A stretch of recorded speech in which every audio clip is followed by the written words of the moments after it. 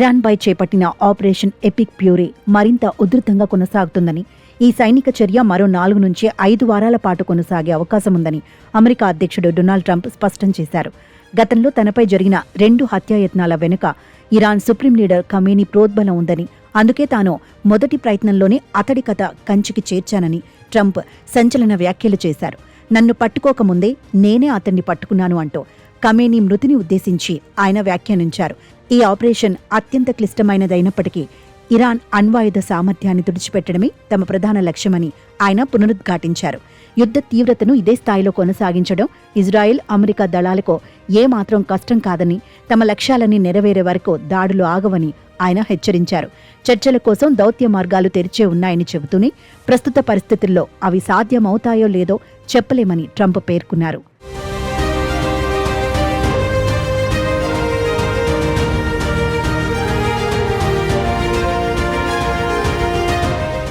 ఈ యుద్ధంలో ఇప్పటి వరకు 3 అమెరికా సైనికులు మరణించినట్లు యుఎస్ సెంట్రల్ కమాండ్ అధికారికంగా ధృవీకరించింది.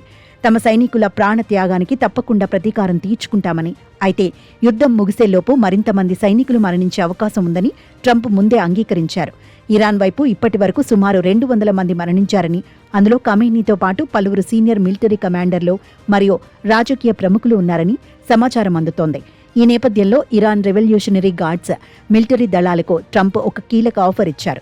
ఆయుధాలు వీడి లొంగిపోతే వారికి రక్షణ కల్పిస్తామని, లేదంటే చావు తప్పదని తీవ్రంగా హెచ్చరించారు.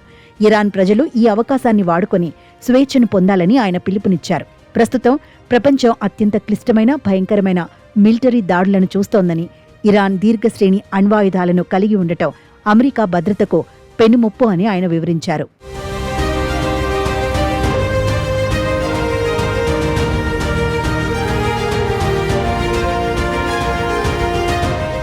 మరోవైపు ఇరాన్ క్షిపణి కేంద్రాలు, అణు కర్మాగారాలే లక్ష్యంగా ఇజ్రాయెల్ తన వైమానిక దాడులను ముమ్మరం చేసింది.